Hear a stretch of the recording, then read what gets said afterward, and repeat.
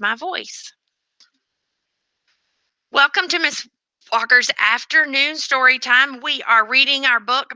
In this book, we are in the final chapters. At this point, we've hit the climax of our plot. Amy Ann and the band book club, or the band book library locker, got caught. They had to turn in all the books. But the school board is still banning books. And Amy Ann and her friends are trying to figure out how they can stop it. And Trey um, figured out that if they put in requests to reconsider forms on every book in the library, maybe it would show the TV and the school board how silly this whole thing was about banning books. So they worked nonstop all week to get over 500 forms filled out for requests for reconsideration. The problem was her little sister found it and put them through the shredder and made hay for her barns, her pretend barns. Remember, little sister likes to run around and act like a horse. Made pretend hay out of all of those requisitions, and Amy Ann has now run away. So we are going to begin there with chapter 45, Runaway. I had made it as far as the 4-lane road outside our subdivision when Mom found me. She pulled up alongside me in the car and rolled down the window. Amy Ann, come home, she said. No, I said. What are you going to do? I'm going to Rebecca's house, I told her. Even though I had just thought of it, I didn't really know how to get there. All I really wanted to do was get away from my house, far away from my house as I could. A car honked at Mom for sitting in the right lane, and she drove ahead and pulled into the next driveway. She got out and was standing next to the car when I walked up. She and the car were blocking my way. Your little sister is a mess, said Mom. She thinks you're never coming back. Good, I told her. I'm not. They didn't mean it, Mom said. They didn't know what they were doing. Either of them. They didn't ruin your papers on purpose. But they did. They ruin everything. They never get in trouble for it. It's not fair. I could feel myself starting to cry again, and I hiccup a sob. Mom bit down. Come here, she said. She pulled me into her arms and I cried on her shoulder. I wish you hadn't stomped and yelled, but you're right. You do make lots of allowances for your sister. Your dad and I appreciate it, but we sometimes forget and take it for granted. We're sorry too. I'm sorry I said I hate you, I told her. I don't hate you. I know, sweetheart, I know. Will you come home? I sobbed again. I didn't want to give up, but I didn't really know what I was going to go now and or where I was going to live without my family and my home. Running away was so easy for Claudia and Jamie, but they were characters in a book, not a real one. I nodded into her shoulder. At home, Angelina and Alexis and the dogs practically knocked me down at the door. Angelina and Alexis threw their arms around me and hugged me tight. I'm sorry I moved your box without asking, Alexis said. I'm sorry I shredded your papers, Angelina said. It sounded like Dad had coached them on their apologies, but I still appreciated it. Dad hugged me too and told me he was glad I had decided not to run away after all. Can we print new forms for you? Dad asked. Your mom can run by her office tonight if it will help. Were they something to do with the board meeting tomorrow night? Yes, I said, still snuffling, but it's too late. We made new papers for you, Angelina said. She and Alexis handed me pieces of paper that they had drawn wobbly lines and filled in with random words. Alexis was full of her ballet terms and had written it out by herself. Angelina's was full of names of My Little Pony characters. Alexis had written in for her. I knew they were just trying to help, but it made me upset all over again. I was going to have to call Trey and tell him it was over. If Mommy makes more, we can help you fill them out, Angelina said. No, you don't understand, I said. There wasn't any way to explain to them that lists of ponies and ballet positions weren't going to help. They have to be filled out at school, and even if Mom was able to copy 1,000 of them, I would need every kid at Shelbourne Elementary to fill one out tomorrow by the end of the day.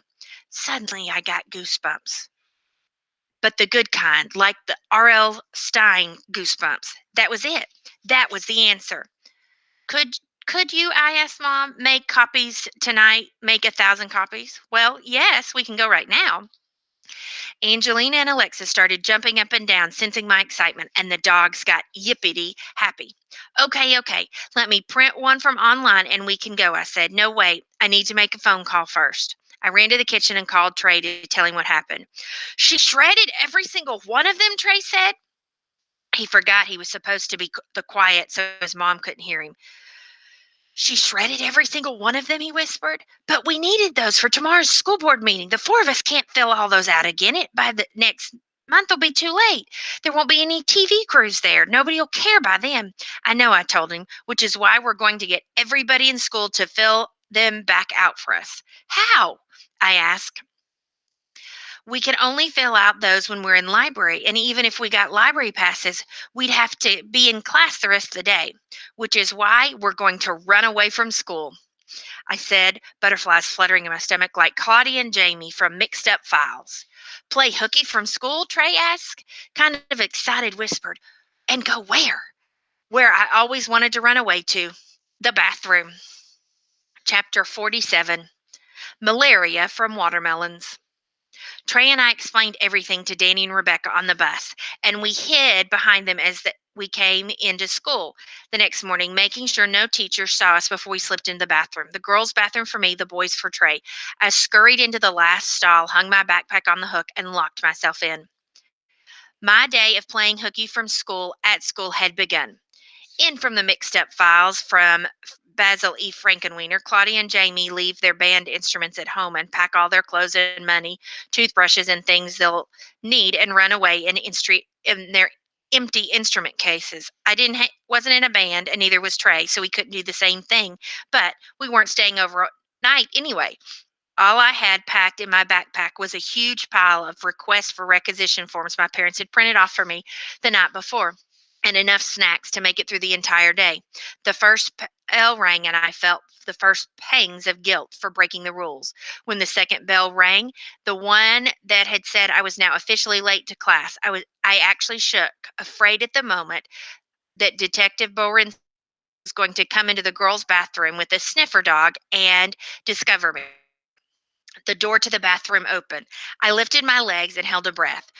Was it Principal Borinsky come to look for me? But wait, did it mean I should put my feet down so I just looked like another regular girl in the bathroom? Maybe I should rattle the toilet paper or flush the toilet. No, she expect me to come out of the stall. Amy Ann, are you in here? Somebody whispered. I recognized the voice away. It was Jana Park, the girl who called me AA. Hey, here, I whispered, opening the stall door and peeking outside. She had every one of the Little House of the Prairie books stacked in her arms. Whoa, you checked out the doubles they had on the shelf. Rebecca said to. She said we didn't. If we didn't, we might actually double up, and we didn't have time for that. Rebecca was so smart. Okay, I said, pulling out the request for requisition forms from my backpack. Now, I need you to fill out a form for each book before you can go back to class.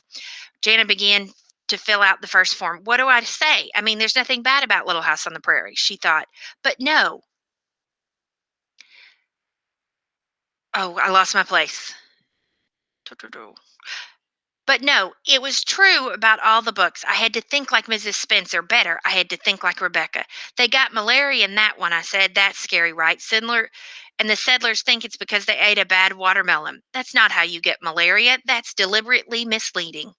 That would make a kid think you get malaria from watermelons.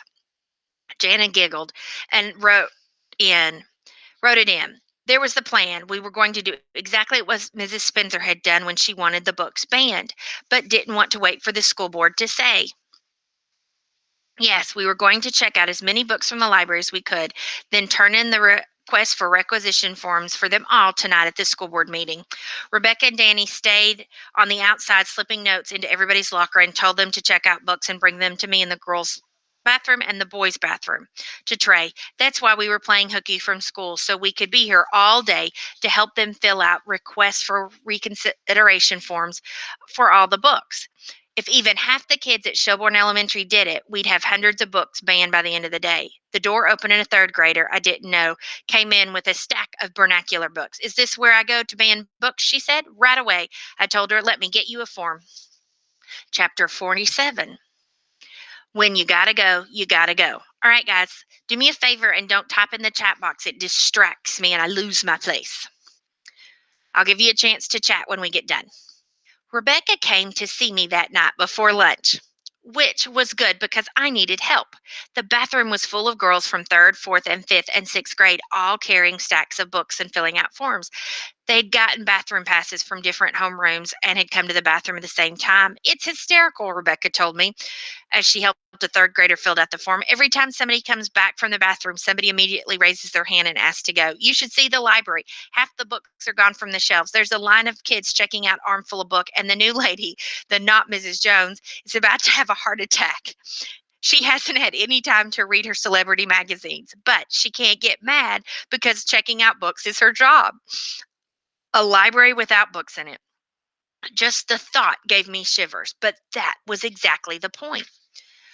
We were going to show them that once you ban one book, you could ban them all, and then there wouldn't be any books left to read. Check them out. Check them all out, I told Rebecca. Oh, and we need more copies of the request for reconsideration form. That meant we had already challenged almost 1,000 books, and there was way more than Rebecca and Danny and Trey and I could ever do by myself. I'll get Danny on it. He checked in with Trey. He's over there banning as many books as you are. You know Jeffrey Gonzalez, Space Cadet Jeff? I helped him come up with the reasons to ban each and every one of the Star Wars books. For what? Are you kidding? Rebel Alliance is basically terrorists. I mean, they blew up the Death Star at the end of Star Wars. How many people must have been on that station? Thousands. That's mass murder. I bet none of you ever thought of that when you watched Star Wars. The bathroom door chucked open. The voice I'd been dreading boomed loud that was heard all over the clatter. What's going on in here? Principal Borinsky said. I squeaked and dragged Rebecca with me into the last stall. I could hear the sound of footsteps as half the girls in the bathroom hid in stalls and the other half ran for the exit. Every teacher tells me there's a sudden run on the bathroom today, Principal Witzke said, walking up and down the front of the closed stall doors. She knocked on one of the other doors. What are you doing in there? Going to the bathroom, Sophia Marin said from inside the stall. The principal's footsteps came louder to our stall. I pushed Rebecca down on the toilet seat and hopped in her lap. In case Detective Borinsky started looking under stalls, Rebecca winced. Principal Borinsky knocked on the door of our stall. Who's in there? Rebecca and I looked at each other in horror. Finally, I nudged her. She had to be the one to talk. I was supposed to be homesick. Um, Rebecca Zimmerman, she said. Rebecca, I think it's time for you to go back to class. Rebecca and I stared at panic look. But I have a pass, Rebecca said. I think you've been gone from class long enough, Principal Winsky said, writing the camp again. The hallway outside filled with the sound of squeaky shoes, slamming lockers, and laughing students. Well, now it's lunch period. I'm not technically missing class anymore, Rebecca said. She was really going to make a great lawyer one day. Principal Bowinski sighed as more girls poured into the bathroom like mere Mrs. Jones in the library. She really couldn't get mad bathroom during lunch. That's when we were supposed to use the bathroom. From now on, please wait till lunchtime to use the bathroom if you can, Miss Zimmerman. Yes, ma'am, Rebecca said in the sweetest voice. We waited until Principal Warinsky was gone. Then Rebecca and I slumped back against the toilet in relief. Tell everybody to cool it with the bathroom requests, I told her as I slipped out of the stall with the next book slipped inside. And don't forget to get me more forms. Chapter 47, Good Intentions. When Trey, Danny, and I met up after school, we had so many requests for reconsideration forms, we had to split them up between us to get them home. There must be 5,000 banned books here, easy, said Trey. Count them up tonight. I want to know, Rebecca said. Dude, the library looks like a tornado hit it, Danny said. There's hardly anything left in the fixin' section. It's crazy. The four of us have only been able to fill out 500 forms in 4 days. And one day, with the help of the other kids at school, we've blown the roof off that number. We were going to be plucking down a 3-foot tall stack of requests for reconsideration forms in front of the school board members. Mrs. Spencer wasn't going to know what hit her. So, we're all going to be there tonight, right? I asked. We made sure everyone had a ride and we had our goodbyes until tonight. Even though I carried 10 pounds of paper in my backpack, it felt like I was walking on air as I made my way down to the second grade hall to meet up with Alexis.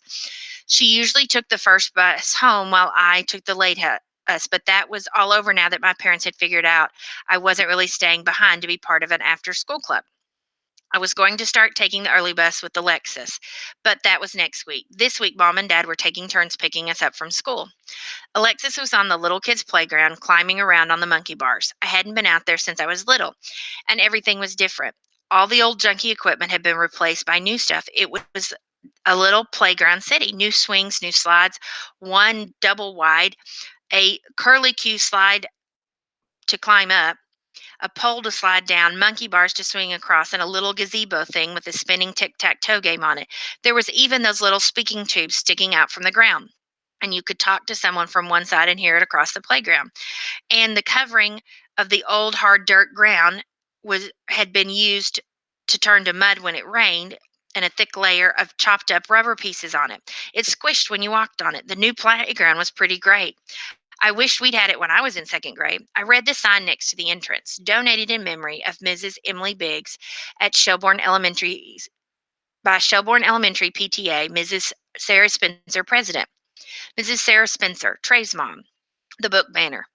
She'd raised money for the new playground as president of the Parent Teacher Association. I stood and stared at the sign for a long time. How was the woman who banned books from the library the same person who'd bought the little kids' new playground equipment? Dad pulled up and honked the horn. He waved and yelled, Alexis, Dad's here. Alexis ran up faced. Cool playground, I said. It's the best playground ever, she said. Got your book bag? I reminded her. She found it. We climbed into Dad's truck. We stared out the window at the shiny new playground as we pulled away. Donated by Shelbourne Elementary PTA, Mrs. Sarah Spencer, president.